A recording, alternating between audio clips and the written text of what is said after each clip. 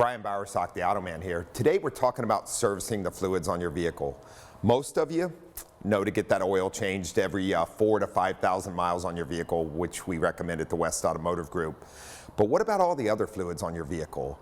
When we start talking about antifreeze, as far as for your cooling system, power steering fluid, if you do have a hydraulic power steering system, along with transmission fluids, etc. These fluids are extremely important and most people forget about them. There's a lot of wear in these systems, and these fluids suspend contaminants which will travel through the system continuously unless cleaned out. So what we recommend on these fluids, such as if you have extended life coolant, is 3 years or 50,000 miles replacing the coolant if it's extended life. If it's regular green ethylene glycol, then we go with 2 years, 24,000 miles. Your power steering system should be cleaned and flushed out every single 2 years or 24,000 miles to keep that system in good working order. Repairs on it are quite expensive. Along with doing the transmission every year or 20,000 miles is strongly recommended. We also recommend to flush out the brake fluid system when contamination gets high on it.